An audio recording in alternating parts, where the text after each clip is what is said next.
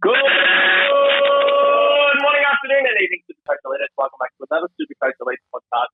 Proudly sponsored by the Patreon at patreon.com/FC ELITES and our mates over at Elite Break. The Bonfz Express is a bitch and decided not to rock up.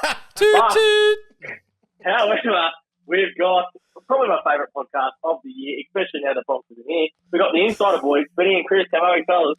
Good, mate. Thank you very much for having us. Always a pleasure. That's that time of year. Everyone is looking for us and hitting us up. When's it going to happen? When's it going to happen? When's it going to happen? And Chris says... She's a college chick, man. It's going to happen. I know. Anal once a year. But yes, SC Insider 100. You can find us on Facebook, Twitter, Twitch, and obviously search on the YouTube. It was my birthday. On the YouTube as well. Mate, I love this time of year. Yeah, we're the same here. We get so many people are going to be, and I think mainly it's because they get to watch Bonfz crack a tantrum for about an hour and a half, but didn't rock up this year. But it should be quick if we don't have Bonfz, because there'll be less arguments, there'll just be more common sense, it should flow pretty well. Did Bonfz just get sick of losing money to Chris? Is that what's happening here? Is it like a protest? Is it like he's taking the knee? I enjoyed my scotch last year, by the way. Did you enjoy your scotch? Oh, I thought it was lovely. It was great scotch. Thanks, guys. Thanks. Always good. At least we pay. Didn't you get a slab of beer, Chris? Yeah. I did. I got a slab of Bolter. Yes. No, that was actually fantastic. Actually, I remember buying it. Yeah. No. Anyway. And I should probably drop some handles here too. Find us on Twitter and Patreon at FC Elite, Facebook, iTunes, and SoundCloud at Supercoach Elite. We're not cool and flashy. We're not cool enough to be on YouTube, guys. When you got heads like me and Bonfz, we just stay away from that kind of shit. So this one's probably going to get red flagged anyway. Let's be honest. Yeah. I know. How does that work? How often does that happen to you guys? Do they come down quickly or? Look, if we recorded Essendon podcasts like you boys, we'd get red flagged every week. But good. We more hate on the St Kilda and Carlton this year. I think that's. Yeah, I'm on the West Coast beating up train at the moment. They're fucking shit. They are so bad. We're kicking off with no West Coast players in our top anything. Oh wow. Okay. Fuck. I've got three in my defence. So we're going to go top 8 defenders, top 8 forwards, top 10 midfielders, and top 3 rucks. I think we shortened the list a little bit this year just because there's always so much nonsense. We are having a bit of a guesstimate on players we think may get the extra role, that DPP position change this year as well too. So just starting how we normally do, fellas. Yeah, go down back. Yep, absolutely. Starting number 8. Yes, and I assume that you are going to be leading and then just chime us in with whoever you want to follow. I think that's the best way to do it. And I'll be polite this year. Clearly, we're super organised, guys, obviously. I think that's the best part about the potty. We'll go this year. And we'll go with Benny, because I feel like I normally always go to Chris. Ben, you want to kick us off with your number 8 in defence? Daniel Rich, number 8 for me, boys. You fucking Brisbane bias, you fucking Hey, he's number 8. He's not number 1. Fuck you. Nah, number 8, Daniel Rich. I still think he's got plenty of scope. They still need him. They still look for him. He's already had COVID as well, boys, so he'll be loving his best life out there. And for me, look, he slots in at number 8 for me. Chris? So you don't have Rich, Chris? No. He's around there somewhere. I think he's like 12th, so it's not that far out, to be honest. Yeah. I think I've got him still averaging a little bit less based on last year. It's ironic that you say 12th because Bonfz has the Lions sitting in the bottom 4. So Bonfz got no fucking idea about Brisbane. Pretty sure he said she's just certainly out too. Well, I was actually he averaged 107 last year, Daniel Rich. I don't think that's I think that's his peak. I think he's done. I think it's all downhill from here. But personally, so I have Jordan Dawson coming in at number 8. I like that. And I pegged him at around about a 103 average. So just over the ton at number 8. Look, obviously, he's going to be playing on the wing. We know what he can do. Adelaide fucking suck. And they're going to need to get the ball into his hands, specifically in that first 4 to 6. Also, I read today... Specifically or specifically? It's a little bit of both. And also, Seaman is out at the moment with lingering concussion issues, so it doesn't look like he's going to be able to play round 1 either. So they're going to need to get the ball in his hands if they want to actually move the ball forward. So yeah, I do like Dawson, but I don't know if I can start him. He's missing round 1, isn't he? Is he missing round 1 or? No, he's slated to play round 1, but he didn't play the preseason game, right? Correct, yeah. Yeah. Honourable mention for me is Dawson was. I didn't have him on my list. No. Did you have him at all? No, I had an honourable mention as well. It's kind of scraped in with a couple of other players, and there's definitely one player that I will not be putting in my top 8. And everyone should know who this fucking player is. But what about you? What's your 8, Corey? I had Daniel Rich as well. Oh, Rich, rounding out the 8. And it's funny, you could almost have him anywhere above this as well too. I think he's that good. I don't think he's going to regress. I don't think he'll do 107, so he definitely will regress, but I don't think as hard as Chris seems to think. Bonfz had Rich at 7, so he obviously has slightly more ups, and he had Pendles coming in today. Oh, yeah. Yeah, we did say honourable mentions. I don't think we've really included DPPs specifically because it's hard to kind of know until round 6 hits, and then you can... I think Pendles is guaranteed. Oh, so do I. Absolutely guaranteed. So you can... my only issue is I just don't know if he's moving back is going to help his scoring, but it'll be interesting to see how much they use him. And did you... I actually... Dacos will just burn him. Having 4 kids, mate, I didn't actually get to see the Collingwood game on the weekend. I was saying to the boys on the week, like this time last year, I spent the entire weekend watching every single game of the preseason. This weekend, I saw 1 game. that's how much these kids take from you. They take everything.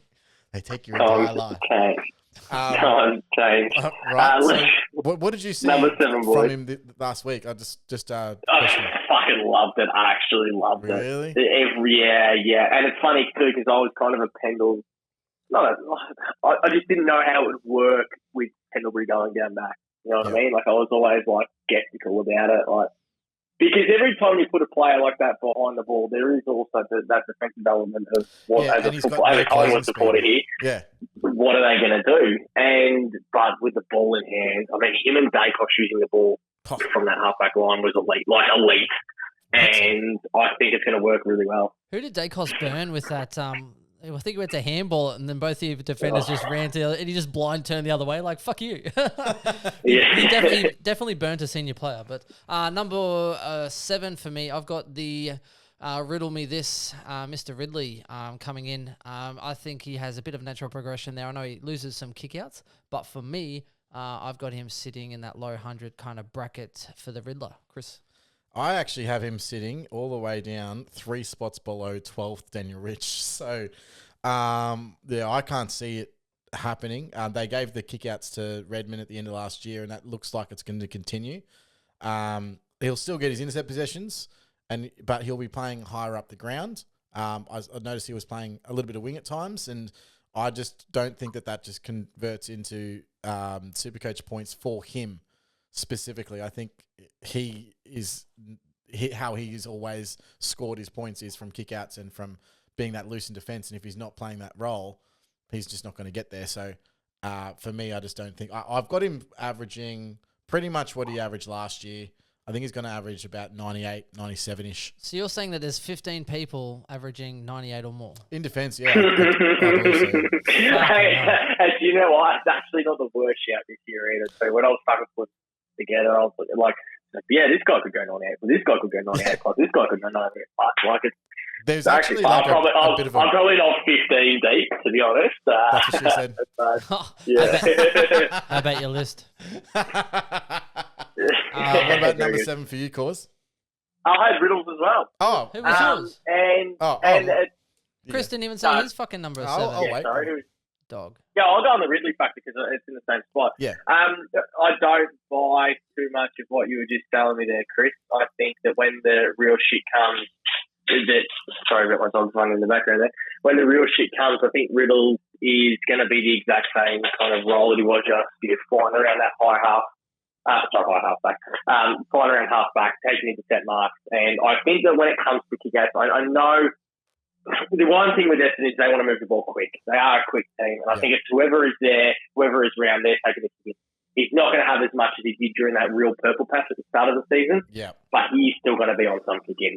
Well, he is one of the players they look to give the ball to in his hand. That's true. He's such a good user. Lloydie. Yeah. So I think that in that case that he is going to make my top 8. Yeah, and Bonfz didn't have him in. You just love to see that little bit of seagull in him, you know? Like just, he's on the half back line. He sees a point and he just sprints to the square. Like that's what you'd like to see, but you'd be like, was it white chicks? Move, bitch. I still think I think he's arguably the better kick than Redmond, but Redmond's just got that range and the kicking penetration. And it's funny because we were talking about that in a podcast probably about a week and a half ago. A lot of teams seem to be doing, and when Whitfield was doing it a lot, a short little kick in. Getting the ball back and then just launching it long. And I think that's where Redmond kind of is going to be really beneficial for the Bombers moving the ball because he can just fucking launch that thing. Absolutely. So my 7 is Georgie Hewitt, guys. So I've got him coming in at just a little bit. So 104, 105 average. Obviously he's one of those guys who's going to be playing pure midfield. The one question mark that I currently have on the role really is what sort of impact Sam Walsh comes back in. But I do think he is primed for an absolute breakout, and it's been about 3 years in the making. I was hot on him 3 years ago, and I think his wife had a kid, and then COVID, and then they were like, oh, we don't want to. I don't think he played that entire year because the year COVID really hit.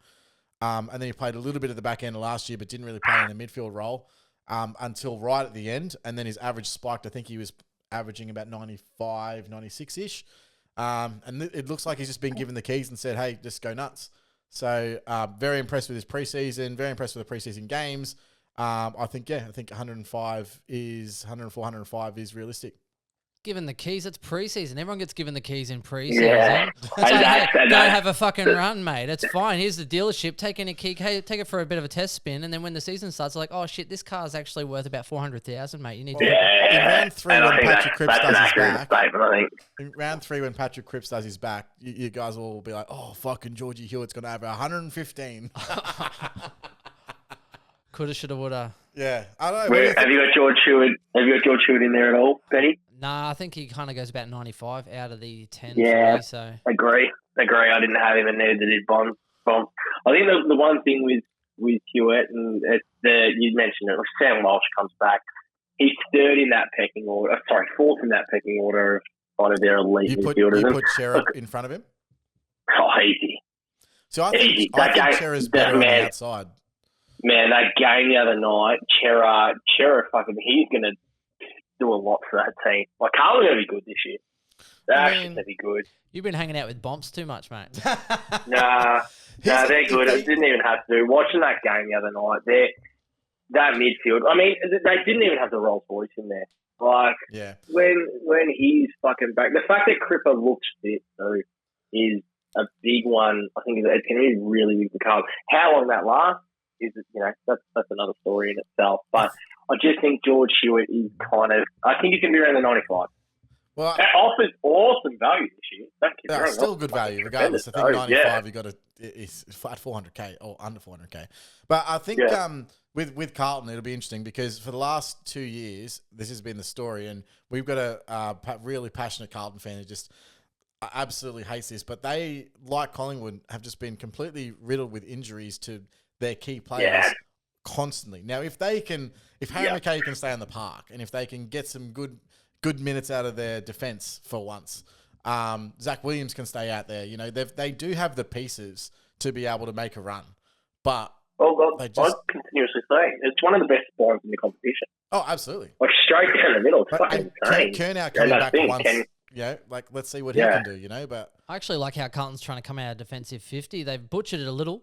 Right, but they're actually getting that mark. Dockers fixes that. But no, they're taking the mark and they're actually they're standing still looking for the offload all the time. And you have Sard and you have Williams, two dynamic players. Fucking hit them up. I like them. Anyway, moving on, boys. Yeah, it's enough talking about those fucking shit dogs.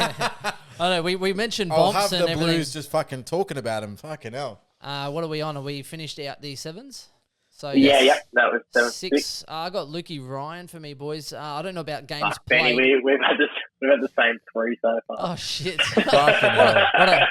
what a shit pod. How do you think? What do you think he's averaging? Because I've got him improving, but not by that much. Jesus. No, but Fremantle have probably one of these softest draws, right? Here we go again with the Fremantle have a soft draw thing. They do. Have you had a look at their soft draw? They're going 4 and 6 early, bro. Was it Wilson's injured a little bit, if there's anyone that's going to seagull with cheap ball against shit opposition, it's Ryan. And I think he'll go out on an absolute flyer like he has previously. Again, games played is the issue that everyone's concerned about. But I think as far as total average, I think Ryan for me is number 6. And that's where I strongly agree, because if it wasn't the injury factor or the fact that I know he's going to miss games this year, I probably would have had another fucking sniff at Luke Ryan. He just pisses me off because he's always out. But when he's on the park, he tends to do fucking all right.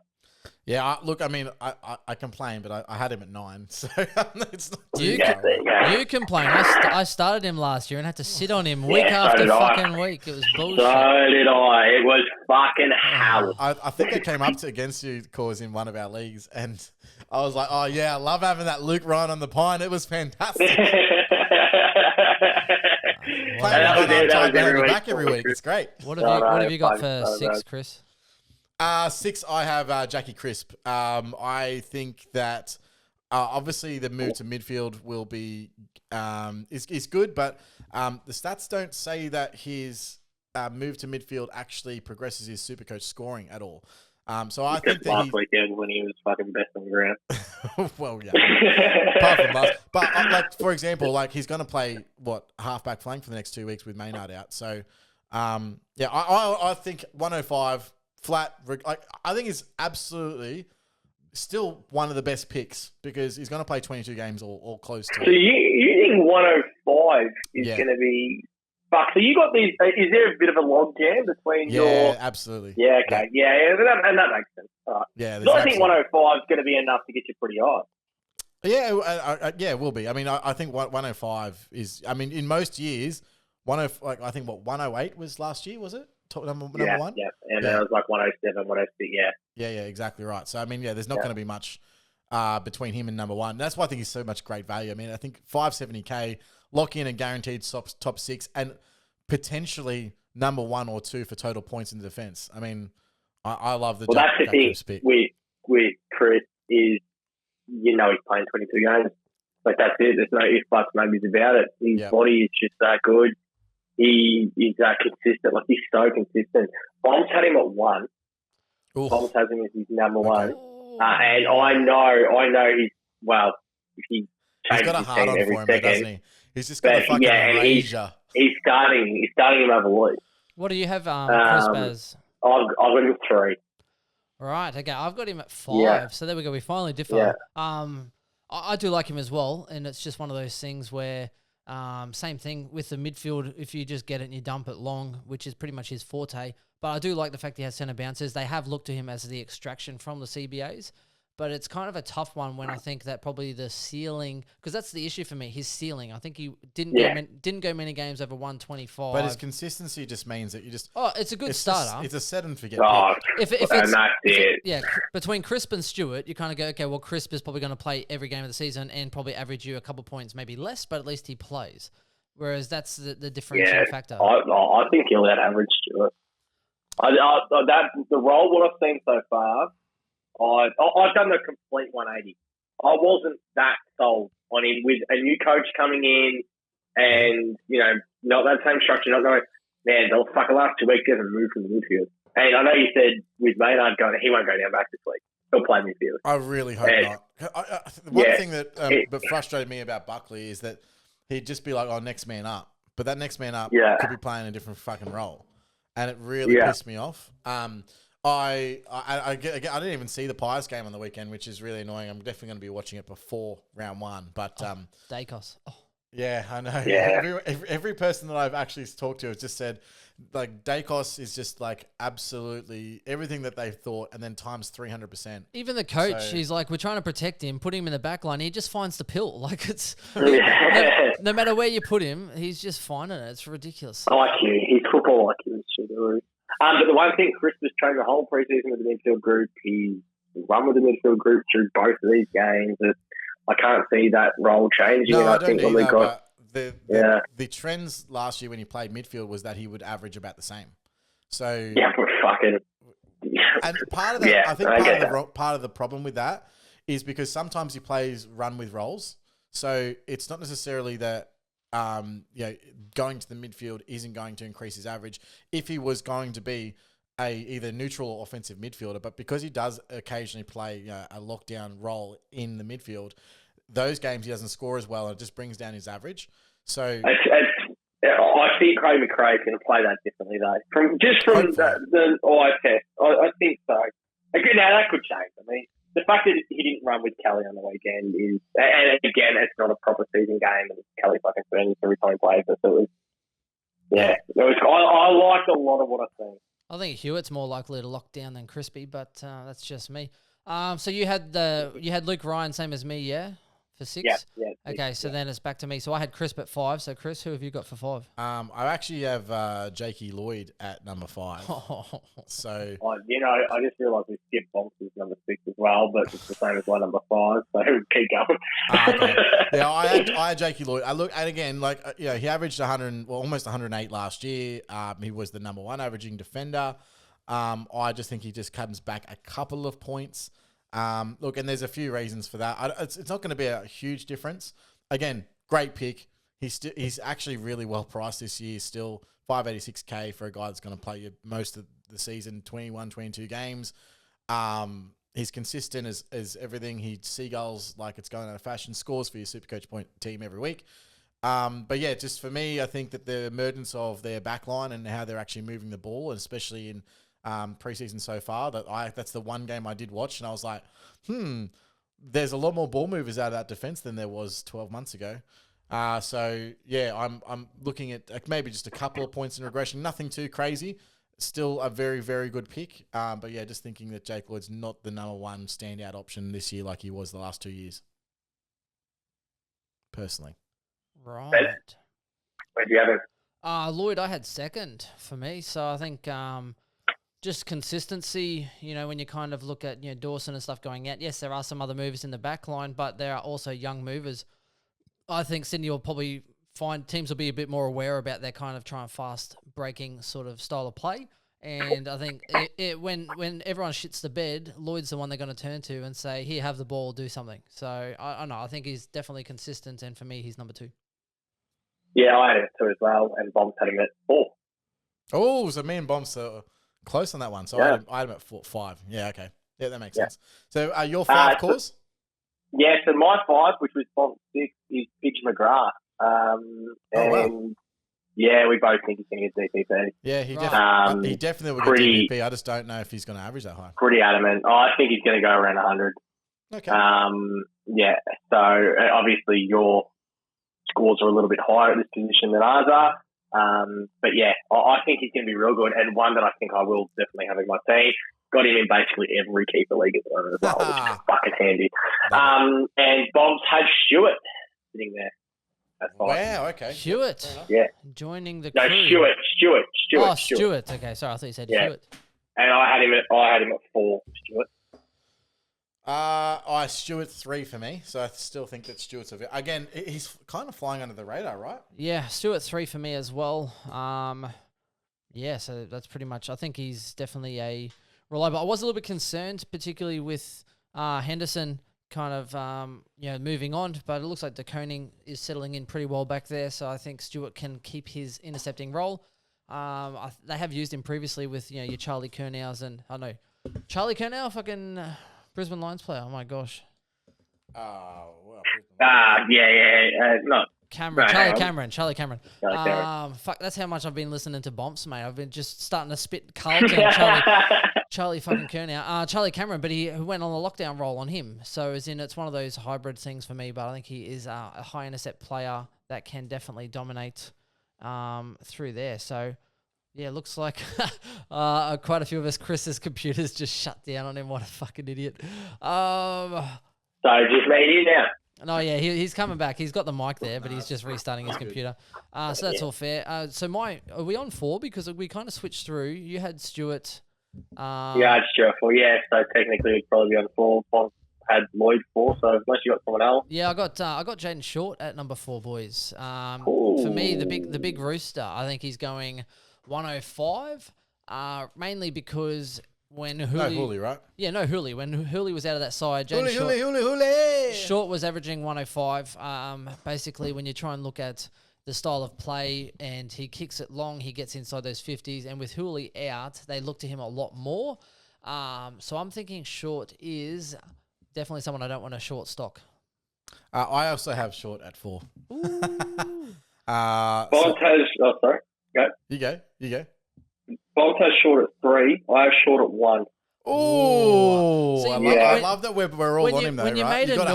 When you made a noise, I was like, wow, you don't even have him like in your top 8 because I thought that's what he meant too. I thought it was like, oh, that's a bit high. I was like, I thought they were low. I've got him at 1. I think he's going to go 110.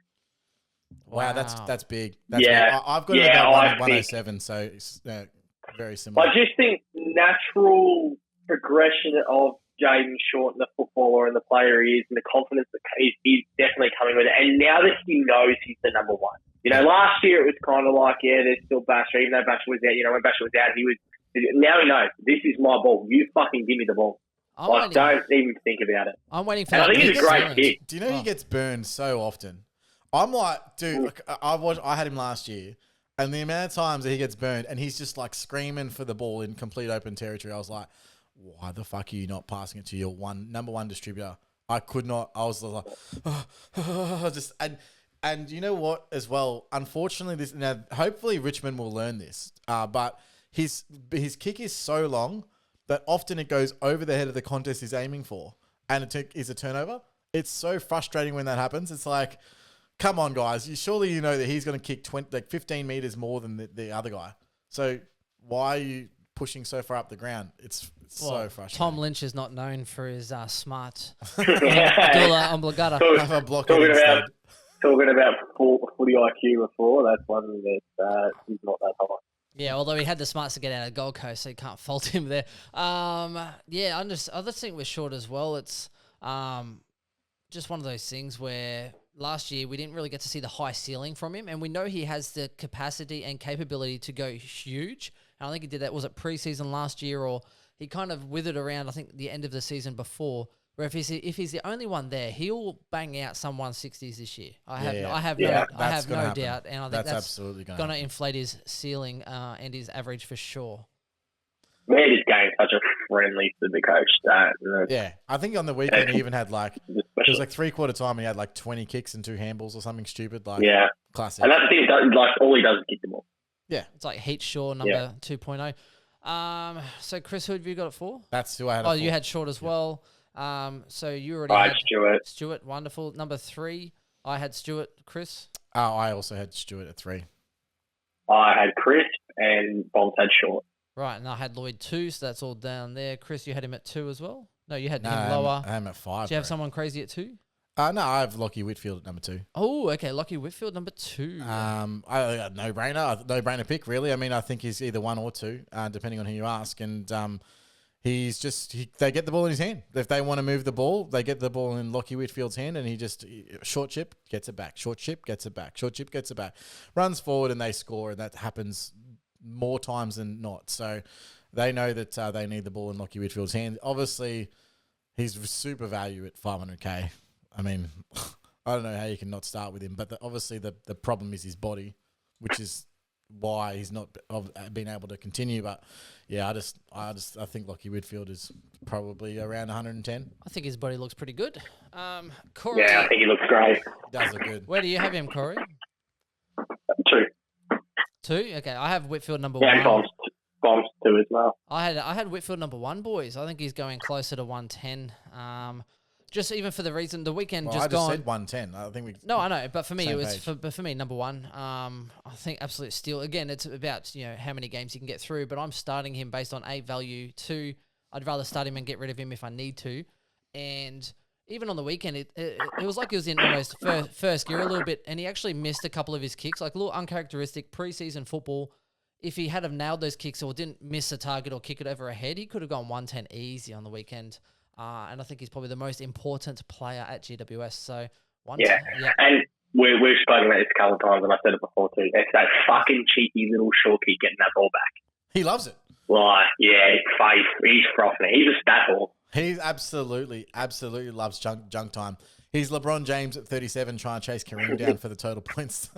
That's what he's doing. Hey, you know what I did stupidly do here, and I don't even know how I've done it. I don't even have Lloyd like written down anywhere. Oh. So I like put my list together, and it's like Whitfield / Lloyd. So technically, Daniel Rich can get the fuck out of my rankings. Yeah, let's be honest. I've got to call him number 12 for the rest of the year. Yeah, I think, you know what, I think where I've done that is too, because like obviously with Lloyd, it's just kicks don't even give a fuck about it. Like, I think I was looking at Corey, I can guarantee that it's nowhere near as bad as who Chris has as number one. I reckon that we both have the same. I caught a glimpse of your fucking. He's not even. He's in the honourable mentions only because I feel bad for Aaron fucking Hall. That's the only reason. Please tell me it's not Zebo.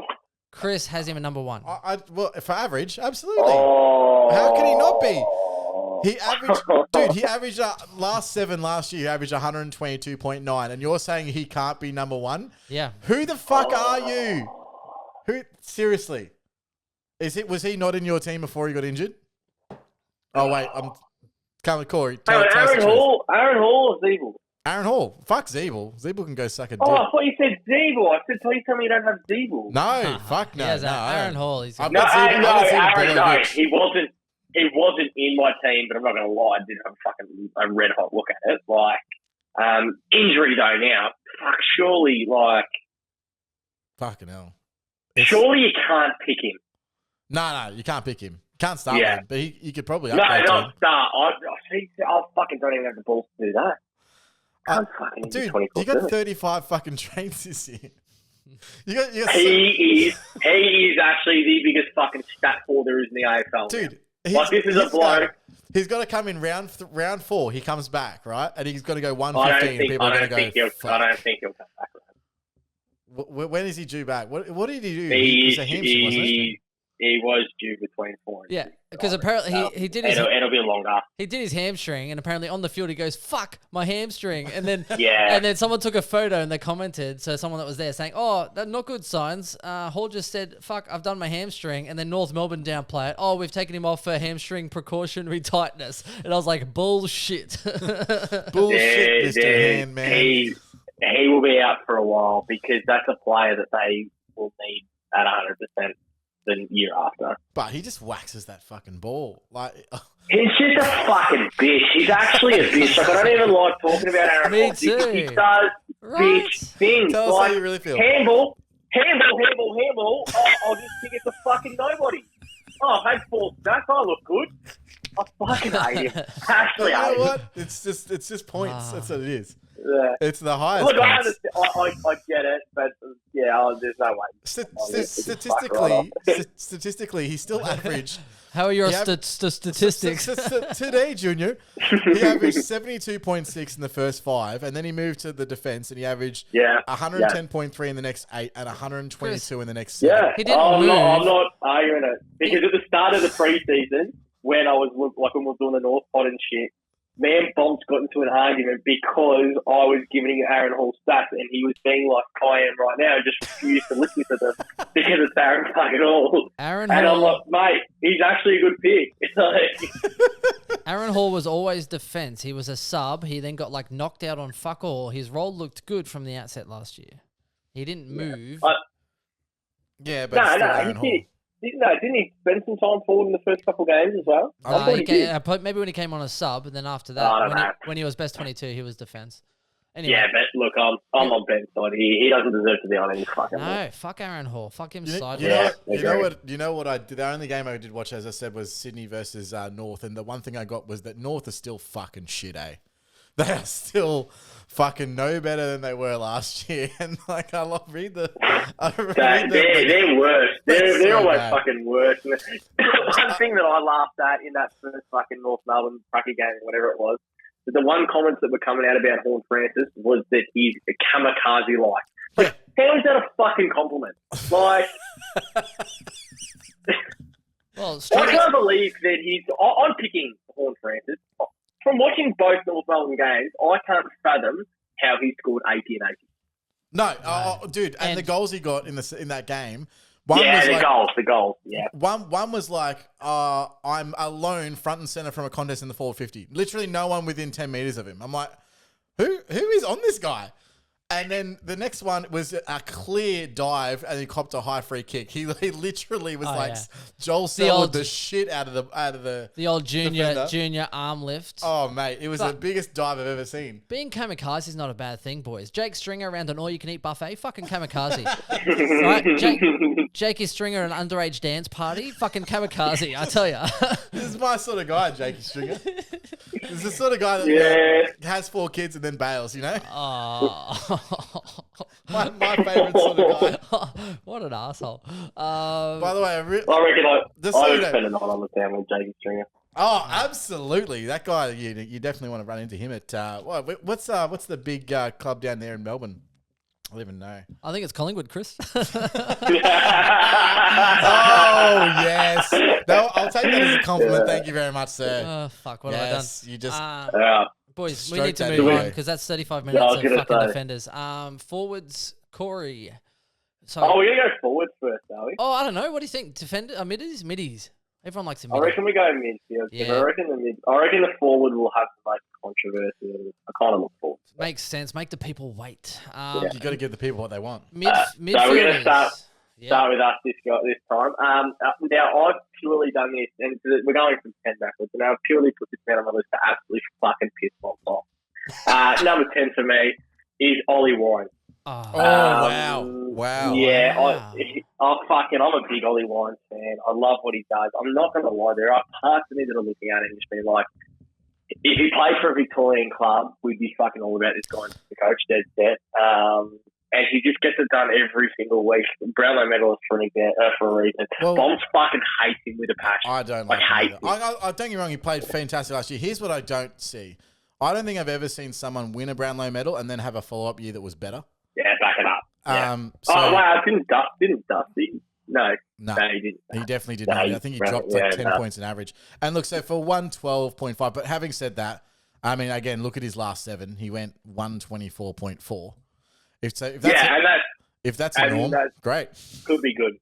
Yeah. Could be good. I think Port looked fantastic.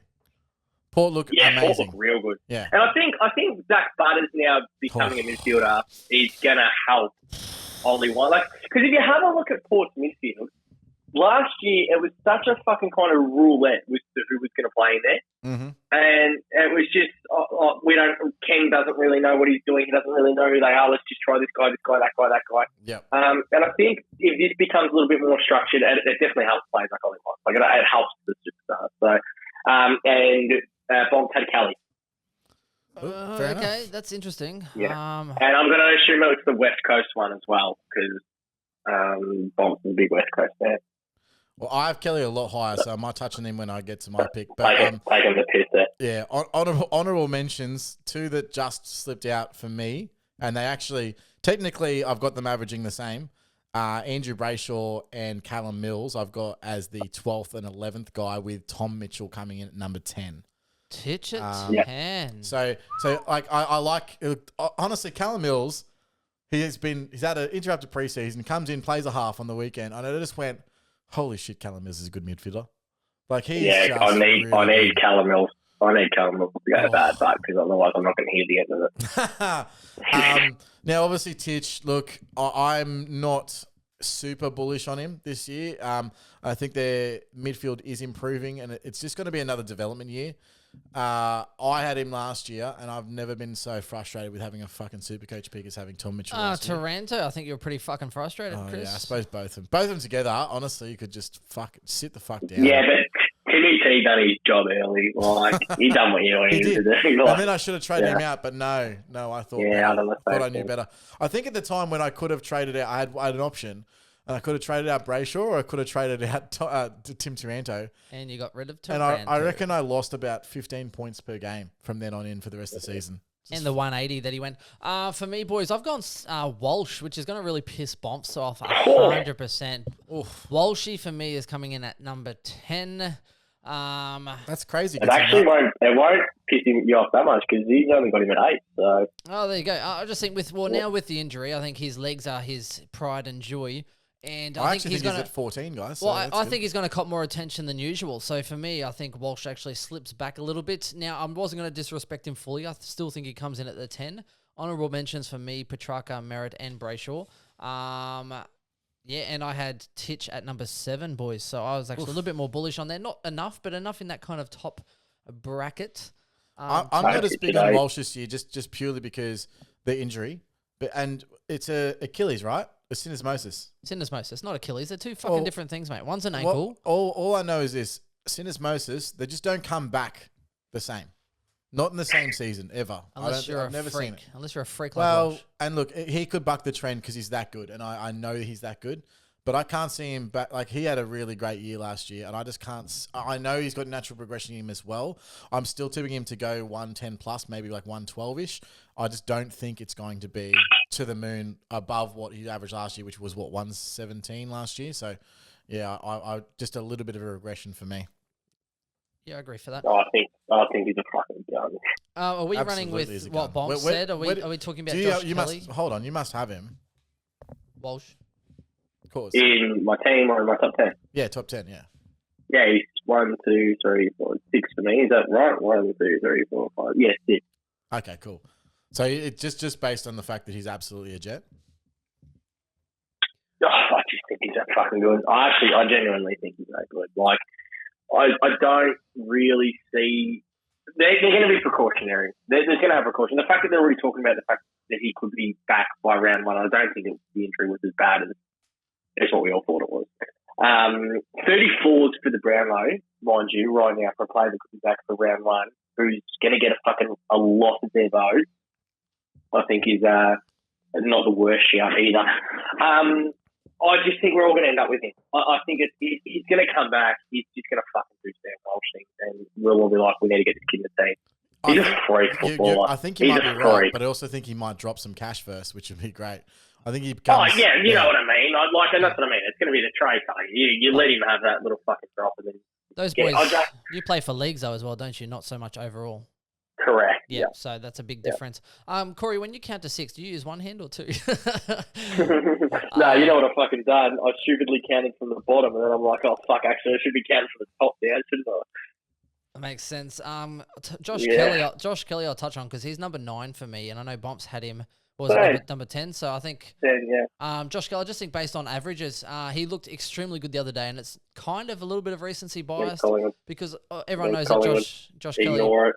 Yeah, Josh Kelly burnt me. He does it to us every time. Yeah, every fucking time. He kicks 4 goals and has 30, mate. I can guarantee he does every time against Collingwood. But I still think that they're a little bit more balanced now, so that polish is allowed to kind of shine a little bit more.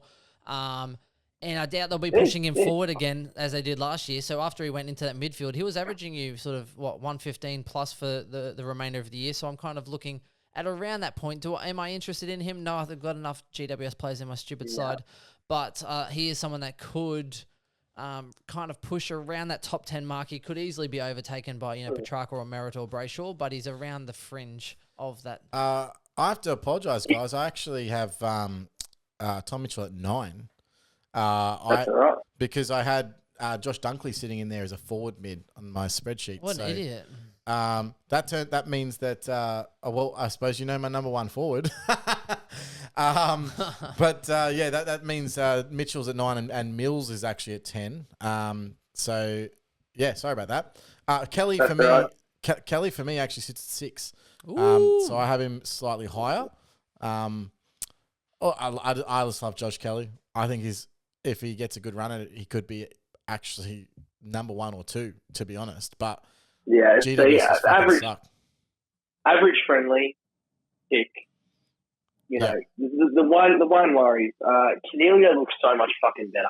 Like, he actually looks legit, like he's back now. Yeah. So that is a massive one. You were saying their team's well rounded. Their team is probably worse than it was, 3-4 years ago. Absolutely is worse. The only thing that he's got going for him now, though, is he's had a full preseason. So that's the only thing. And I think if you're going to try and justify something to yourself with a player like Josh Kelly, that's how it has to be. All right, he's had the full preseason. Yeah, fuck, I'm going to pick him. I think he's value. He offers value. He's underpriced. Yeah, absolutely. For what he could do.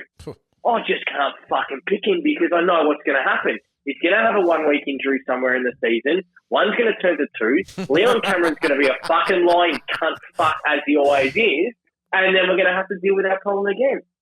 burn me once, shame on you. Burn me twice, shame on me. Fucking burn me for the 44th time in your fucking career. I'm just a dickhead. So Someone please explain to me in 2022 why coaches aren't all like Ken Hinckley. Like, fans want to know. Fans want to know about their club. They want to know everything about them. They want to know who's looking at what young guys coming through. And for especially in a market like GWS where they're obviously a new club, up and coming. They're trying to get as many followers as they possibly can. And fucking Leon Cameron says up, said, "Oh yeah, like he's right to go," and then has a late change and fucking kills everybody. Like, what does he think he's achieving by that? Because I guarantee you, it's not increasing fans. Just frustrating. Probably fucking imagine the lies and tell his wife if he's fucking running that much through footy club. Right. Move on to 8. Yeah, so I've got Petrarca at 8. I think I'm looking at around about 116 average. I think Petrarca's got a real good shot at the Brownlow. The one problem is for Petrarca this season, Oliver, is that he's still got Oliver, he's still got Gawn, and so that's the only reason why I think that he can't win the Brownlow. But I think he increase his average. If you have a look at his last 7 last year, he averaged 122.9, had that absolute dynamite grand final. I just love Petrarca. He's obviously also value, but I think there's some clear guys ahead of him, so we'll see how he goes during the season. But I really like Christian Petrarca this year. Interesting. 8 for me, boys. Bontempelli. The Bontmaster. I just think his ceiling is so high. I think with their soft draw through the middle of that year, either he gets DPP, which is going to hurt, but I still believe he can scrape in there with a top 8 sort of midfielder average just because his ceiling's so high. He bangs out 150s consistently. The Dogs will have midfielders missing consistently. So for me, Bontempelli is at 8 based on talent. Yeah, so Bonds had Petrarca at 9. I don't know how to say that. He had Walsh at 8. I had Petrarca at 7. And I've got Petrarca in my team at the moment. Nice. I've had him in all pre-seasons, has not moved. And the reason being is because out of every single player in that and around that mark, he's the one that I genuinely think can take the step to become the best player in the competition. I think he can out-average, probably not Gawn, because being the ruckman, it's always that. You get that fucking, bonus. But I think he will out-average Oliver this year. And how fucking ironic that I've got him sitting at 7 and not at 1 or 2 saying these kind of comments. It's just, I think I'm a fucking sensitive. I'm worried about the upside. Like, I was having a look at it here, and I'm like, do I stay how many points does he actually go? Like what's the level? I'm looking at like 116, 117, and saying, yep, that's. I think he can go. I think he can go 120 to 125. Oh, that's big. But look, it's possible because Melbourne. That game on the weekend, games, right? They're going to win games. That game on the weekend, you could clearly see that Oliver and Petrarca didn't actually give a fuck. Like, they were just, it was a practice run for them. Like, they didn't care. The only Melbourne player that actually looked like he actually gave a shit was Gawn. It was the only one in the midfield that was running around and, just being a captain. Fighting for his place in the team, so it makes sense. Yeah, exactly. Petrarca's game on the weekend, if he kicks those 3 goals, which, there's going to be a lot of games where he's going to snag goals, and had those disposal numbers and actually gave a shit, it would have been fucking like what Bont was, Bont like last year. And I think instead of being an 80, I think that a lot of those games are going to be a lot higher. 120s, 140s, 160s. He's going to have a ceiling. He's going to bully. He is a bull. Well, Clayton Oliver himself said that Christian Petrarca is the best player in the competition. I mean, obviously he's biased, but my issue. Can you disagree with him after the grand final? My issue is that out of the 21 top averaging midfielders, Petrarca has the worst percentage of turning up out of the top 21 averaging players. And that's from last year, obviously. I still think there's so much upside, but for me, I feel like I can get him a little bit cheaper. That's why there's upside, though. I know there's upside, but I feel like I can also get him cheaper than what he's priced at this point in time because he is also the most likely to go under 100. The only reason why I haven't even I think he made that case in most of them.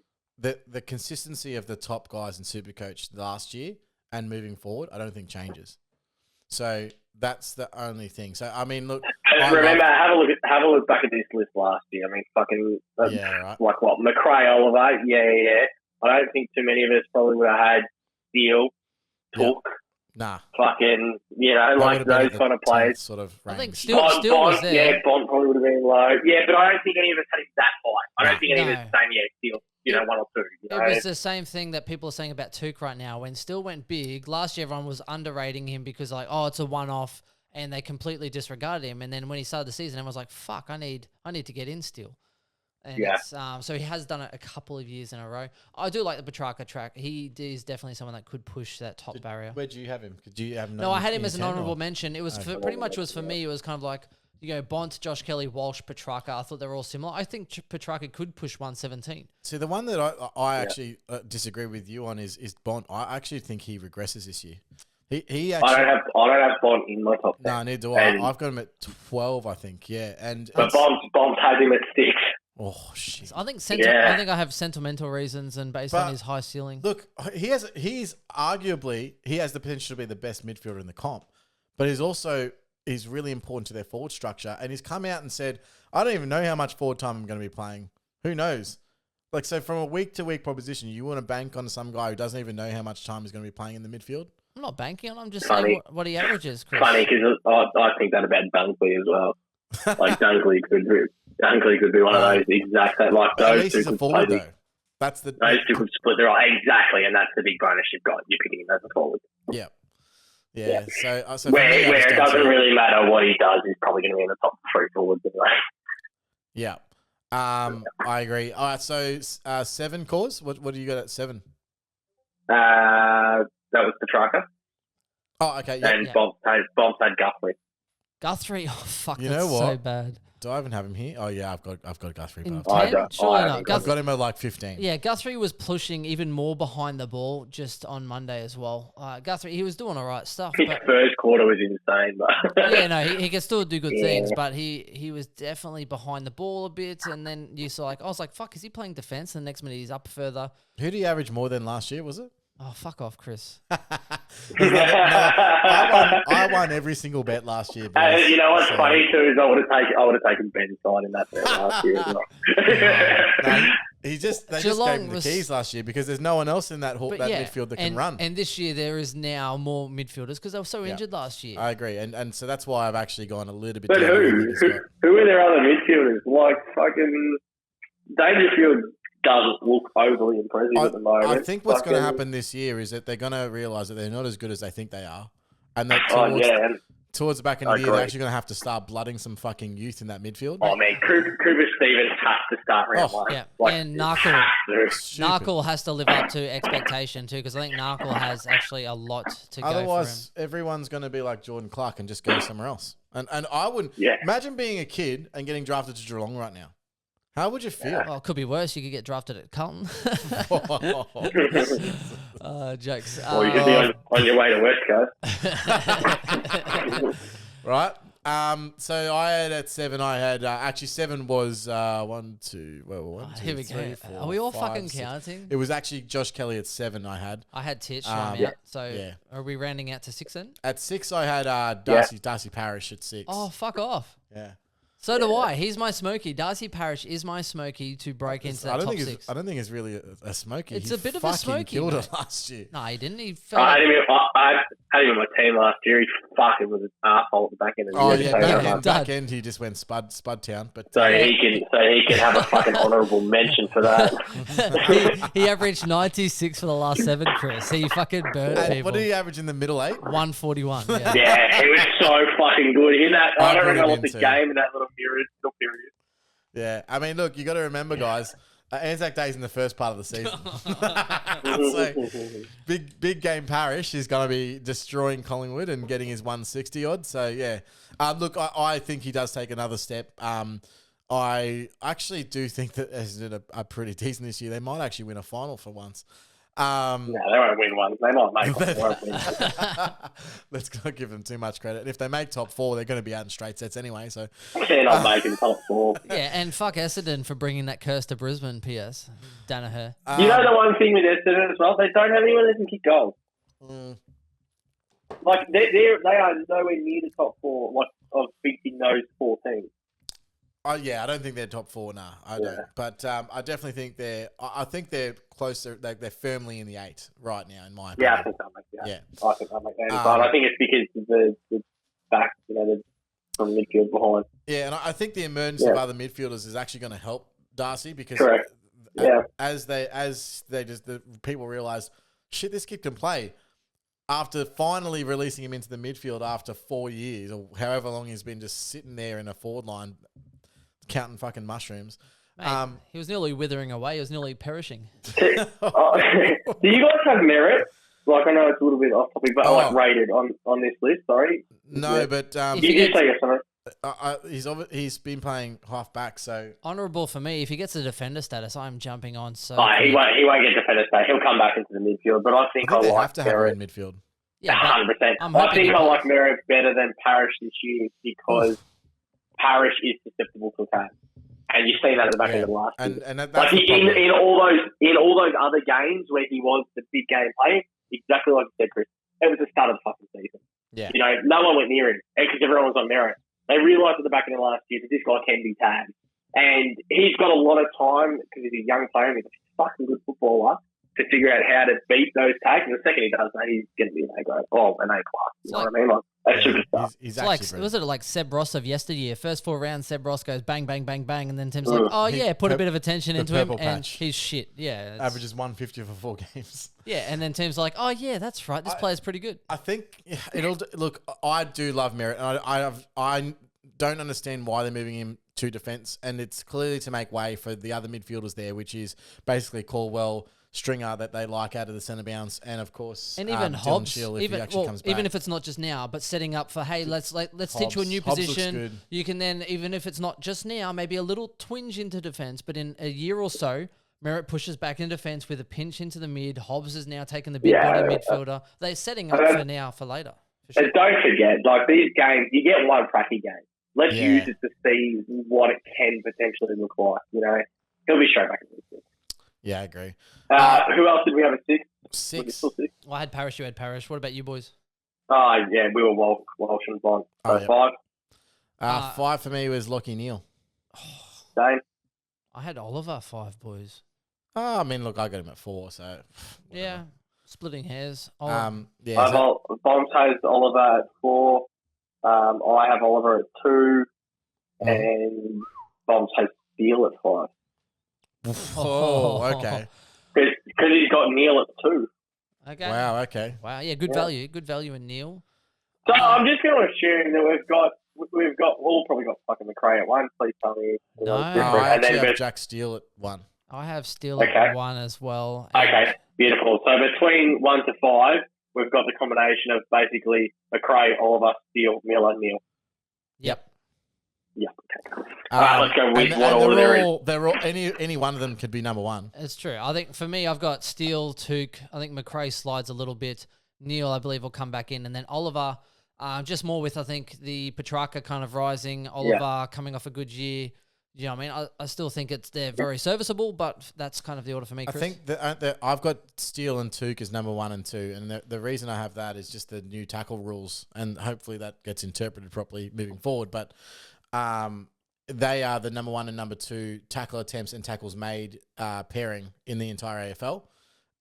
So hopefully they should be able to get more turnovers, which obviously effective tackles, and that's obviously going to go into points. And when a tackle is a holding the ball decision, it's an effective tackle.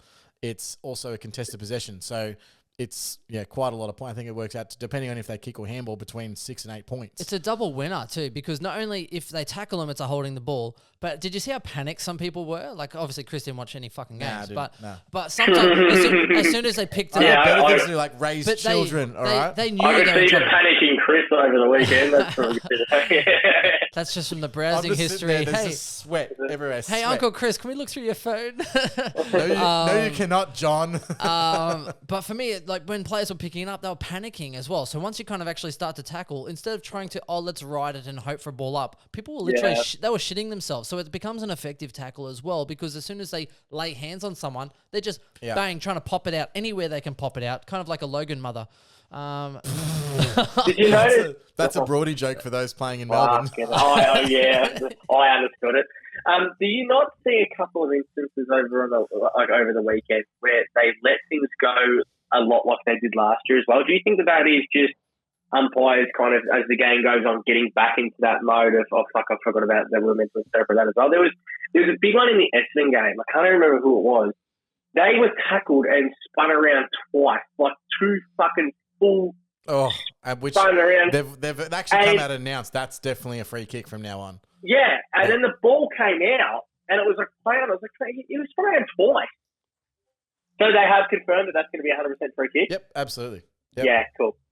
I think there's also does anyone... It should be... They said 360s are guaranteed to be, as soon as they spin them around. It should that's the way it should be. Yep. And Took, nothing to worry about with fucking astronaut head fucking Buzz Lightyear coming back. No, I watched... If anyone watched that Gold Coast game, he does look like Buzz Lightyear. He looks exactly like I call him Buzz Lightyear. Every single fucking podcast, every time I talk about Matt Red, Buzz Lightyear. Look, I think... the weekend... He's good, man. If the weekend is anything to go by, it's got nothing to do with it. No, and also speaking of Took, number one, Maddie Rowe looks like, talking about big head, looks like red paint would have been on special with all of those ones, but it's Tukey for me, man. He was so impressive. The fitness level on him, I can't even speak highly enough. And I already liked Took. I already had him in my side, but when you're watching it, and even the commentators are like, fuck, look at him go. He was right back into the defensive pocket. He was putting on tackles. Someone put a hit on him, so he's like, right, my note to this guy, starts chasing Dangerfield, just puts a big hit on him. Like, fuck you, I'm going to chase you down, put a hit on you.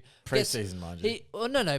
Yeah, pre-season, but he was working so hard. I think the pride level on him, the fitness level on him, he's a nugget, and he works so hard to become available. It's for me, I think Took actually has the potential to be the number one player as far as Supercoach. He's phenomenal. Do we all have Steele, Miller, and McRae in our Supercoach teams currently? Steele, Miller, McRae. I don't have Took at the moment. Yeah, okay. Because you have but I have had and I have Petrarca. Look, I'm not gonna lie. If I can get fucking 80k, there's a good chance it ends up being Took. You know what I mean? Like it's not that I'm not looking at those top end talents. It's just it's a lot of cash. You need the money. The rookies this year, man. Good luck.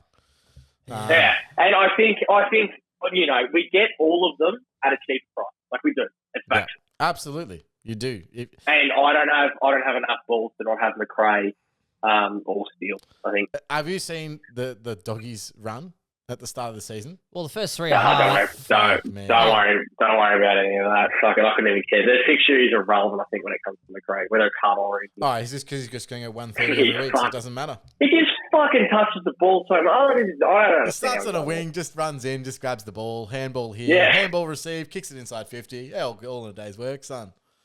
Fucking insane. What minute are we up to now? Just on an hour, mate. Just an hour and two. So we need to move to probably forwards, boys, or rucks? Rucks then forwards? Yeah. Go ruck. Nah, fuck rucks off. Let's get. You should have started with this shit. Yeah, forwards, fair enough. Speaking of, just quietly though, from round 4, the Doggies play Richmond, North, Adelaide, Bombers. Well, should we just say, look, does everyone have Grundy, Darcy, and Gawn as their top 3 rucks? I have Grundy, Darcy, Gawn. Bonfz has Marshall. Oh, Marshall, where? How's that gonna? I'd love to argue that with him, just for pure reference. I had Grundy, Darcy, Gawn for me. Yeah, Grundy, Darcy, Gawn. In my opinion. That's interesting because I thought someone would have had Gawn in number 2, but I don't have the balls to pick. I don't know. Hang on. Wait. Was that the order you got? Grundy, Darcy, Gawn. Nah, I'm Grundy, Gawn to start. Grundy, Gawn, Darcy, and Bonfz is he sent it to me. I've got it up here. He's Gawn, Grundy, Marshall.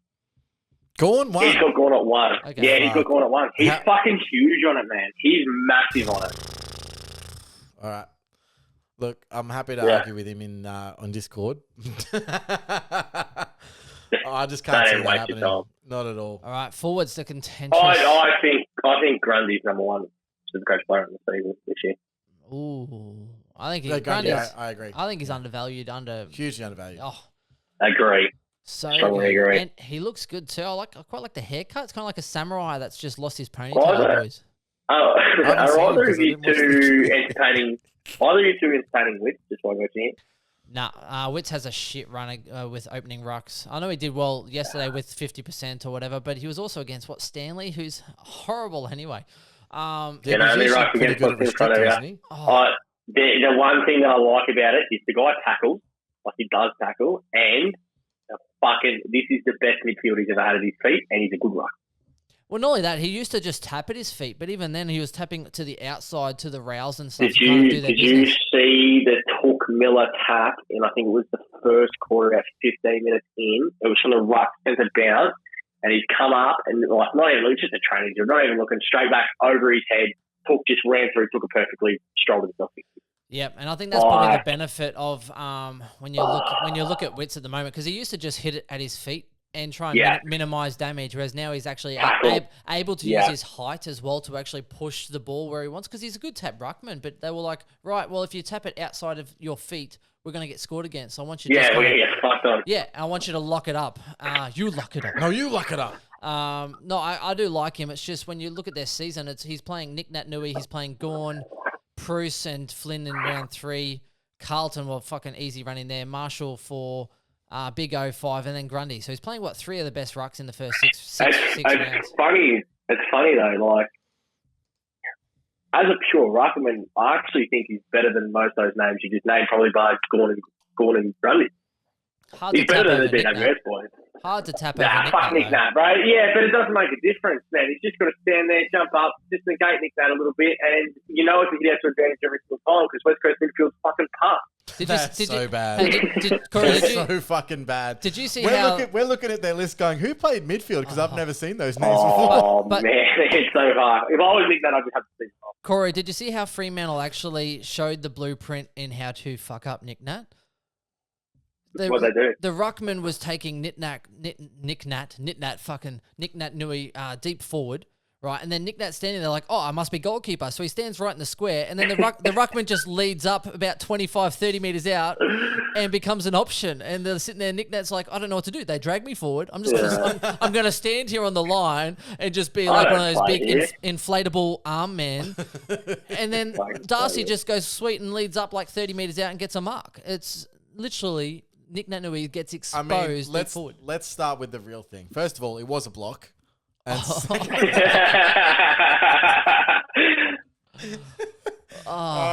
forward. Number 8. Let's go. Cause, you want to start? Yeah, I'll go. I've got the Goaty at 8. I just think that, then I didn't really love putting it here after what I've seen on the weekend, but I think there'll be plenty of times for the year that he goes and opts in the midfield and just does enough to just slot himself in at 8. And Bonfz had Heaney at 8. Can we agree that after, say, the top 4 to 5, it's really a blanket? There's a log jam. It's a blanket for 5.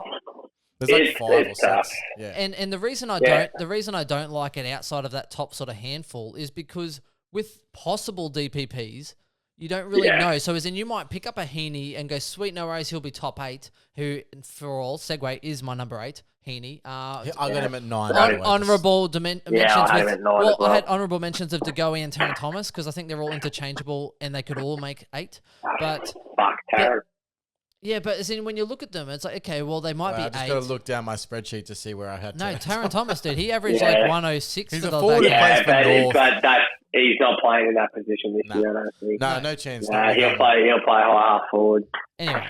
Honourable mentions, they're not in my 8. But as in, the concern I have is like you pick up a Heaney going, sweet, he's top 8. Next minute you have 2 awesome people somehow make DPP, and then he's now out of the 10. I just can't see. It's bullshit. I just can't see Heaney playing this midfield role all season like they say he's going to. No chance. And you've seen it on the weekend. The second that their forward pocket went there, what's his pass?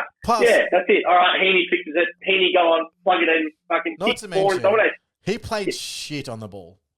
He was around the ball, played fucking terrible, went forward, kicked 4 goals. Like, it was so vital that we got that JLC game with fucking Callum Mills in for the AFL. I played half the game. That was so vital. Invaluable, 100%. So I still think he does well, but it's if Franklin gets injured or who else was missing, Reed. Basically, their go fix it is Heaney forward, kick goals, win us games, and move on. That's it. Yeah. Mr. Fix It. He's too good forward to sacrifice him in the midfield. And they have shitloads of midfielders. So, like, they don't need him in midfield. They absolutely do not. Yeah.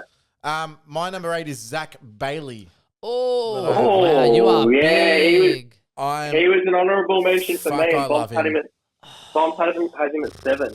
Wow, what do you boys think he averages? 95, I reckon, this season. Yeah, that was the same as we were having that conversation the other day. Bonfz reckons 95 to 100. Yeah, 95 you think is good enough for an 8? I do. Absolutely. No, I think 100 flat has to be. No, not this year. I think Heaney goes 100. Even in the No last way. 7. Heaney last 7 rounds last year. No way. What did he average last year? No. The last 7 83. rounds. The last 7 rounds, Heaney averaged 99.7. So I think anything over 99. He's not going to average more than he averaged last year. No, I can guarantee you. Yeah, Hang on. I agree with Heaney, that. Heaney won't average more than 99.7. Oh yeah. I'll take that bet right now. If you 99.7, No, excuse me. I'll take unders on that. You fucked up any day. You fucked up your phrasing. Don't try and come at me Phrasing? with a side bet after you fucked up your phrasing because you said he won't average more than last year. So I got interested, and then you double back He won't like average a bitch. more than his. It's 99.4. Wasn't even 99.7. Baby back bitch. I just gained I'm going off my top of my head. You got a fucking spreadsheet in front of you.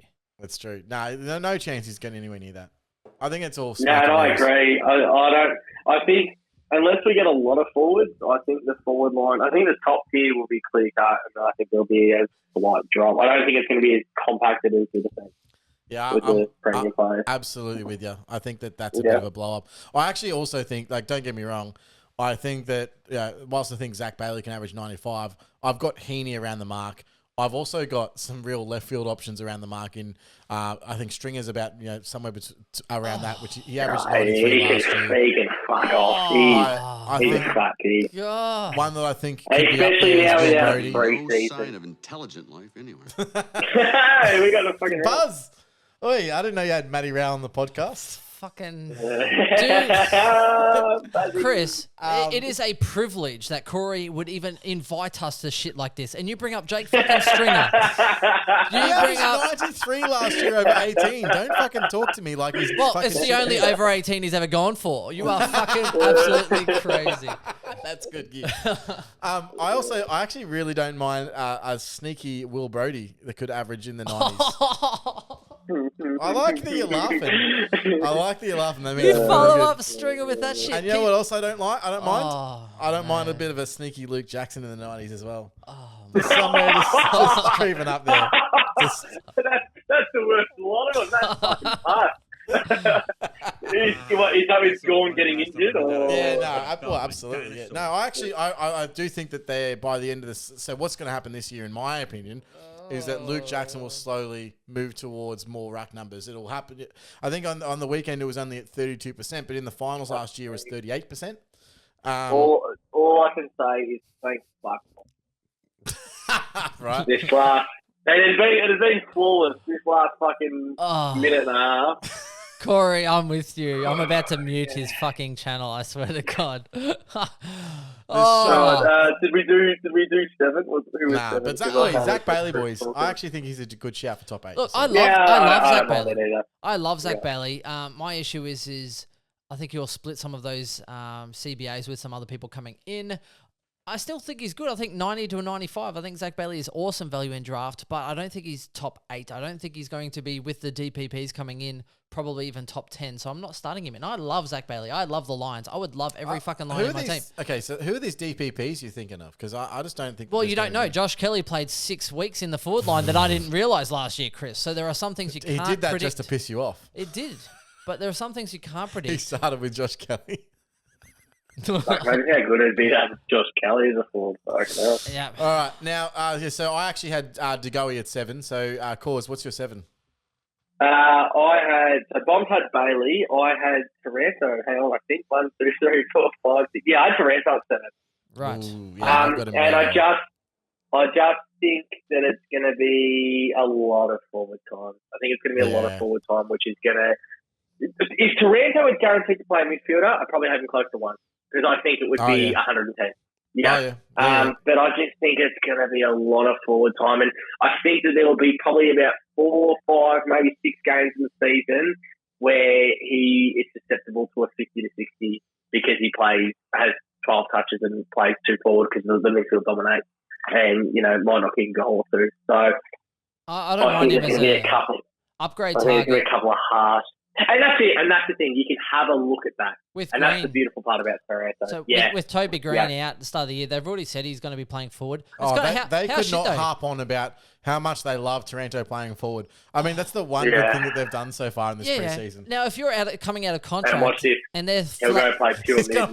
He's literally the number one midfielder there. But even still, you can still upgrade to him. He's not really going to gain that much more cash. But he's their whipping boy. Throw him forward. Toby Green's injured or suspended. Sorry, he'll probably get suspended. He's the Heaney of GWS. He is the Heaney of GWS, and for me, it's an upgrade target. I have Treloar at number 6. More because once Green kind of comes back in, I think Taranto does definitely get in there. It probably affects your other Greens. I was at Tom Green and a few of those other likes where I think Taranto is definitely valuable. He's out of contract as well, so they have to give him some mid-time. Otherwise, why the fuck would he stay at GWS?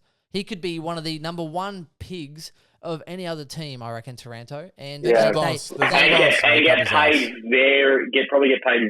well for it. He's a Victorian boy. Yeah, there's no cola there either, so you might as well go get some. I've actually got him at 13. I think he's actually going down in average. But look, I agree with you. All the points on Taranto. I had him last year. I actually love him as a player. He's the closest replica, in my opinion, to Andrew Brayshaw. Without, I think Brayshaw's a slightly better kick, and that's no slight on Taranto as a player. Because I love Brayshaw, but that goes to show you what you can do if you actually get a number 1 midfield role. A bit harsh there too, because if both those blokes are standing half naked on the beach, I'm pretty sure Taranto's winning that fight as well. He absolutely is winning that. But yeah, no, I think that's as good as a midfielder I think he is. He's just in that GWS midfield for whatever reason. They just don't see him that way. And I see him run box to box better than arguably most central midfielders in the AFL. And then they go, now go play forward. And they just ruin him. And yeah, it's just frustrating.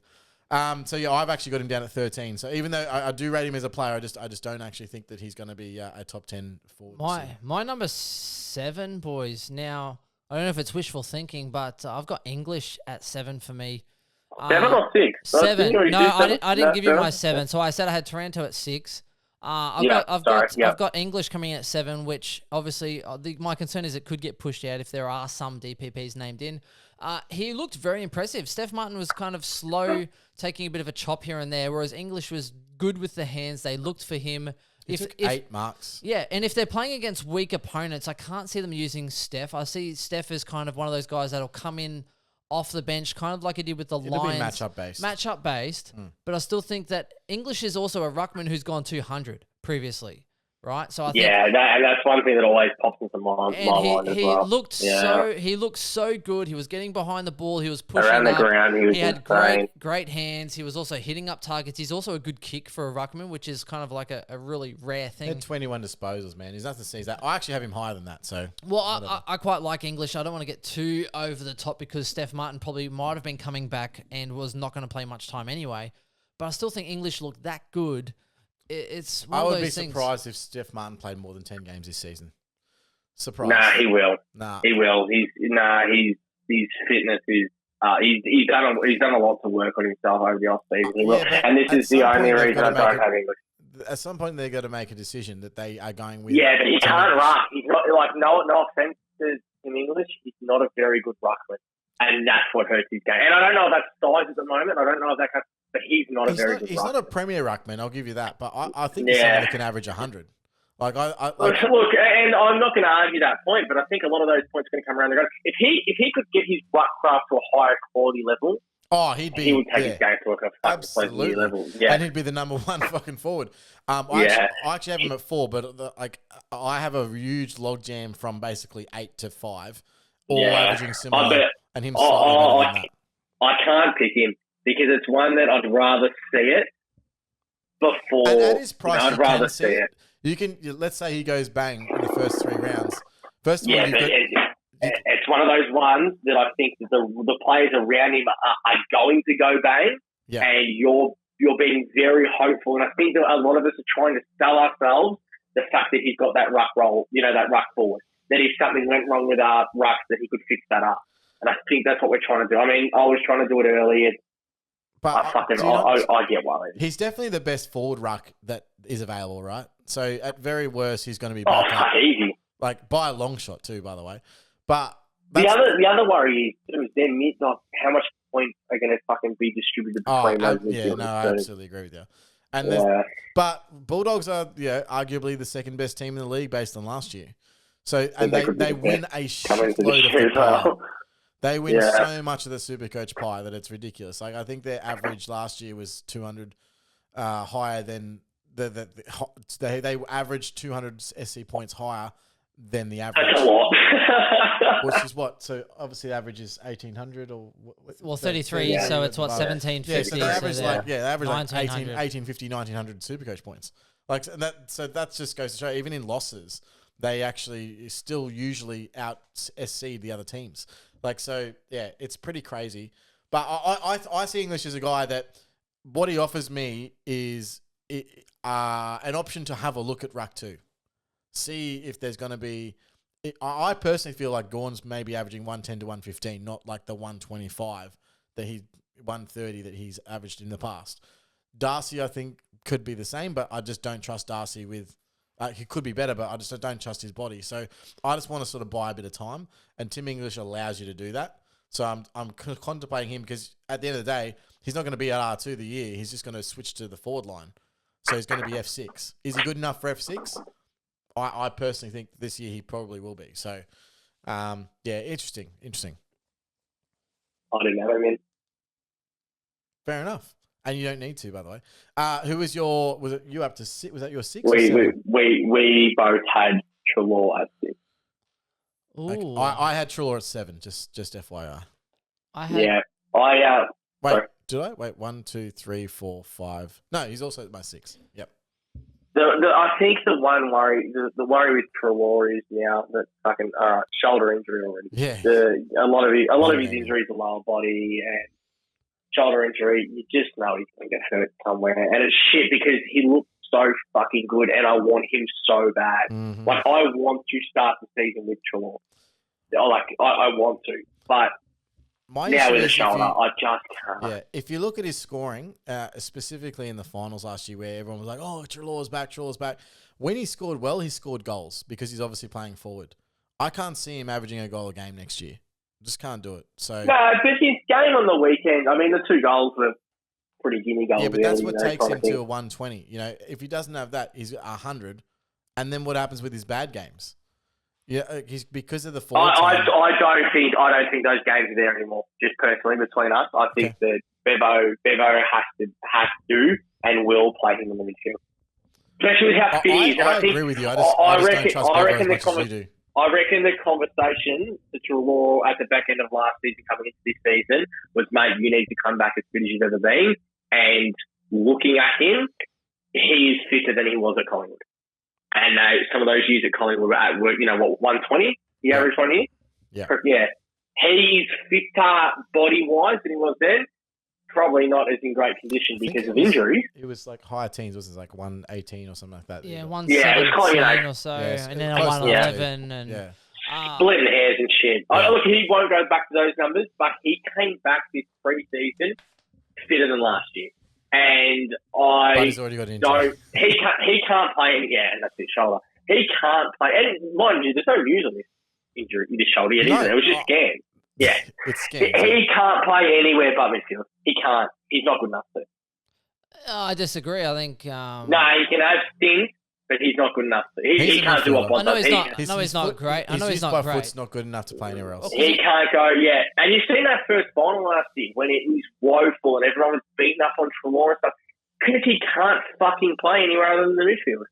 Mm-hmm. I agree with you, but again... Liberatore is shitter at playing multiple positions. So I think he kind of takes... And that's my concern with McRae and Bontempelli is that you have... My concern with Dunkley coming back in, Treloar looking fit, McRae in...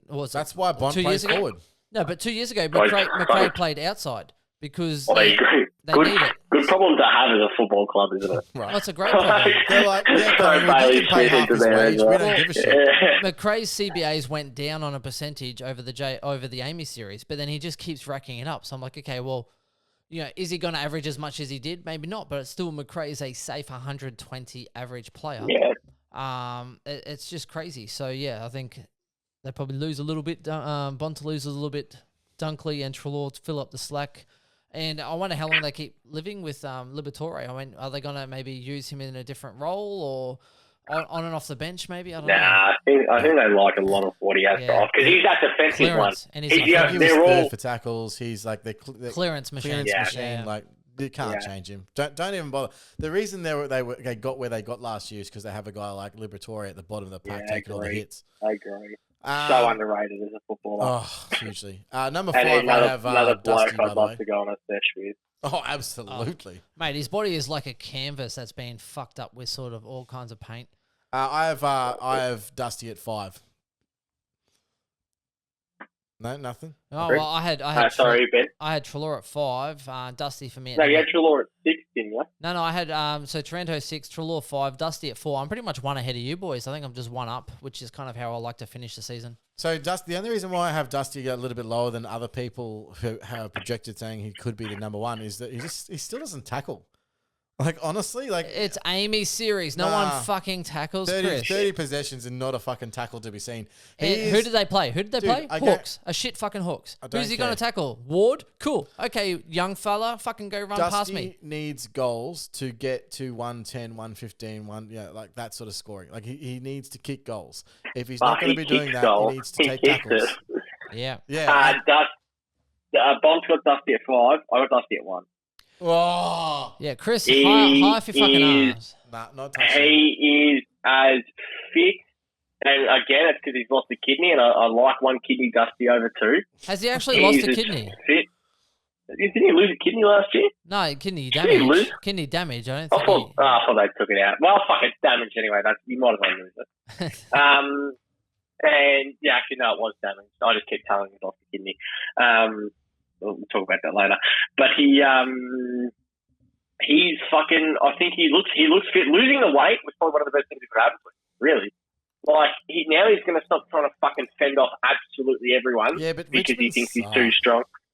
And that's it. Richmond are bad, but Dusty is good. Yeah, and when you put bad and good together, someone's going to take the point. Well, that's pretty much it's going to be Dusty. That's SC Elites, isn't it? With Corey and the Bonfz. That's it. That's how we do it. Dusty's going to be good, and I think Dusty going to be number 1 this year. You shush your mouth. Now, sorry, just to Chris, he's trying to interrupt. No, you're right. You shush your mouth when you're talking to me, Chris. Now, here's the thing. We have Swizz obviously would have loved to have been here, but unfortunately, the third primo forward couldn't make the cut tonight. Sorry, Swizz. Third premium, more like third tall. Third premium forward is what I said. I was being nice. The Chris. ruck forward swing that occasionally gets left out of the team is what we're saying. Oh, fuck up. No. Swizz is a notorious Richmond supporter. Love Swizz. Notorious Richmond supporter. And he said he can't remember a time when Dusty was in an Amy series playing pure midfielder, racking up the pill. Yeah, and agree. That happened. So I don't care if he didn't tackle. The fact that he was in there playing, racking up the ball, and they played a crappy Hawthorn. He's not feel threatened by, there was no Titch, whoever else. Didn't he doesn't feel he threatened. Didn't even turn up, did he? Like, got a flat 100 or something? Like, yeah, it's preseason. With 30 disposals. Yeah, man, and how fucking easy he was able to do. And this is the thing, like, it was with ease. It fucking looks good. Yeah, I agree. Eye test for tries me. Too much with the ball. Chris, you didn't even watch the game. You look at the stats and think you know someone. They've got to kick the goals that he kicks to. Jack looks absolute. Jack Rewalt looks cooked. Is he done? Are we calling it? He'll have it. Okay, you can just Jack Rewalt. Jack Rewalt playing forward will score more than Jamie Elliott all year. I actually don't mind Tom Lynch this year. Last year people were on him as a guy that fucking. And tell you who looks fucking good now. I know I harp on this a lot, but the GOAT Noah Bolter. he actually looks fucking good. He looks good as a forward. He does look good. I'll be honest. I mean, his arms also look spectacular. Jack Rewalt to play forward pocket. So what are we on? Are you at 4? Who have you got for 4? We call that the Dave Swizz run. What are we? No, 5 now. Wasn't that? No, I had Treloar. I had Treloar at 5. I had Dusty at 4. Oh, sorry. You guys said Dusty at 4. Fucking. Hang on. So we skipped 5. No. You had Dusty at 5. Yeah, Chris? That's how we got into the Dusty problem. Yeah. So my 5 is Jack Butters, and I think they've pretty fucking harsh, but oh my god, you've just destroyed my babies. He's in for a pretty fucking good year this year, and Bonfz had him at 4. Okay. Look, it's not. I'm just real bullish. Me too. He's in my team at the moment. I'm fucking real bullish, and I think the price helps. Yeah. What do you think he averages? Just quietly. I think 105. That's fucking brilliant, isn't it? Yeah, I'm with you. Yeah. I'm going to say the average is 115. I'd love that. Do you know the only reason why I think it's not going to be that high just yet is the CBA's attendance. They've been low. He hasn't attended a lot of centre bounces. And I'm hoping that through the year that increases. Agreed. He's been around the ball a lot, but he hasn't attended a lot of centre bounces. Now, that's, points that can go becking because you don't get to see the ball until you go further down the ground. You lose clearances and things like that as well. He does work on the wings though when he plays out wide. So fucking good is this kid? We did the Port pod the other day, and I was just like just basically having a joygasm talking about his first touchability is like unbelievable. Like the other big factor is the price it saves, like the money it saves by going down to him. Like it does so much for the rest of your team. Butters at F2 is literally as far as you need to go. Yeah, there's a lot of value in the forward line. So much value. So where do you guys have Butters? For me, I've got Butters at number 3. Basically on the average train. So there's some injury prone ones ahead of, but for me, I think Butters again, same thing. I've got him around that 105 kind of mark. Priced value point has been in my side ever since that news was coming out. So I can't fault him. I can't move him on. Every team I shift and I change, it's literally Dunkley, Butters, 1 and 2. Yep. Yeah, Bonfz has him cool. In my team. All right, so everyone else's 4 is? I had English at 4, so. Yep. I already had so Dusty Butters 4-3. Yeah, well, I got Knigs. Yes! We've all got Canelio at number 3, yes! Bonfz has Canelio at 3 as well. He doesn't have Canelio. Do you not have Canelio? Is he even an honourable mention? He's not even on an honourable mention. You are a wow, that's just an oversight. He's looking like 3 years ago, man. Oh, it is insane. That he's in the centre. That game on the weekend was insane. Like just the eye test. Like I couldn't even believe he fucking scored. I think he scored like 110, the ability, 111 or something. The ability to use the ball, that kick inside, back into the corridor when he hit Taranto. Taranto missed the shot, albeit, but that pass when he wasn't even fucking looking where he kicked the ball and hit him late out. Insane. This guy is back. Don't even worry about a fucking cash cow. He's going to be a keeper.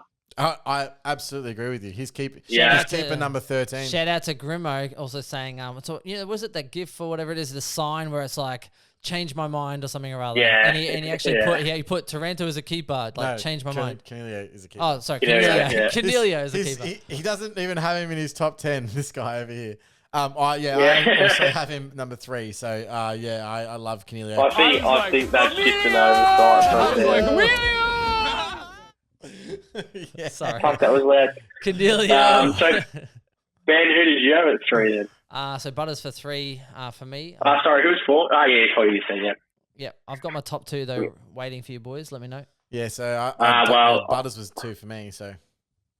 So my 3 is Duncan, and Duncan's 2 for Bonfz. Yeah, Duncan. You can't ignore Duncan when he comes back and plays. Yeah, I agree. But he just does it every single time he's out in the park. I agree. I got Dunkley number 1, Duncan number 2. It's the Dunks Meister. It's basically as good as you can. I went hope. CDD. No, 1, 2, 3. I Dusty, Duncan. Duncan. No, you're stupid. Yeah. You're stupid if you're. No, look. I think maybe I'm just off Geelong, and that's just kind of. I think Geelong are going to slide this year. I honestly think that. Yeah, but when he comes back in the midfield, he's going to be good. Yeah, it just depends. But when's he slated? Like early, right? It's not too late. No, round 1. No, he's a test for round 1. No, he won't play round 1. He won't play round 1. He's a test for round 1.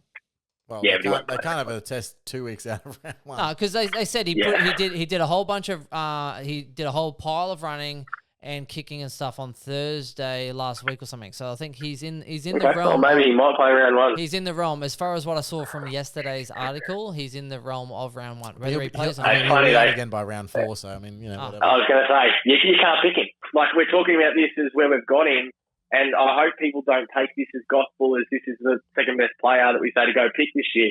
Not, I think he'll average well on average, but you can't pick him till back in the season. Nah. Even if you want to take that risk because of the injury. Yeah, and he's just at that age as well. Start to be soft tissues. Yeah. It start to be injuries you just don't want to carry into a season. Well, the issue is that he started, what did he do? Like, he had a knee injury and they did something else. And then to start this year, they had, hey, we're being really smart and managing him on his workload to come into the season. Next minute, he's now managing a calf injury. So he couldn't even work on a managed program.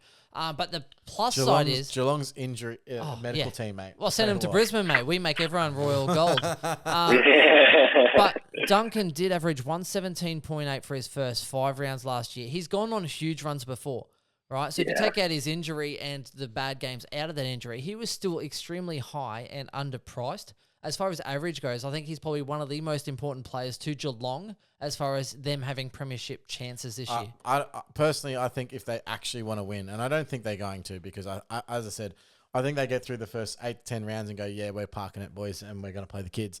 But so for me, if they don't play Dangerfield in midfield this year, which they won't because they're already pretty much committed to playing him mid forward, that's it. They're signing the keys over. See you later. See you later to another chance at the premiership. I just don't think it's going to happen. I can't see that. They got to try and go the window, though, don't they? Well, then play Danger in midfield. They're playing fucking Selwood out there still. For fuck's sakes. Like, god damn. She looked good the other day, too. I know. Yeah, and he's the sort of guy, he'll come in for a game and absolutely kill it, and then next week he'll be just horrendous. Yeah, that's just that's the list profile. You've seen the Lakers this year. Gosh, it's like, fuck, one game, it's like they're the best fucking team in the NBA, and the next week they're like, oh shit, fucking get my walking stick out. Can't make that on defense. It's just, well, watch it. They'll be the same shit. They'll make top 4, and then we'll fucking at the end of the year write them off again. We'll do the same thing every single year. Yeah, and look, maybe they're just slow though. That's the issue. They got beaten up by fast-moving teams that were dynamic, and Melbourne exposed them earlier in the season, and then so after you're talking that about point, Collingwood, right? No. Geelong. Chris, we're only talking about top 8 sides. We're not talking about bottom 4 sides here. But any team that was dynamic that took them on and ran and didn't play Geelong's, and Geelong is Brisbane, like Brisbane are Geelong's bunny side because they lock us up, they run and clog up the corridor, and they force us to kick long down the line where they eat us alive. Do you know what I mean? If you're actually quick to play on and they can't set up through the middle of the field, Geelong are literally a bunch of pussies, 100%. Yeah.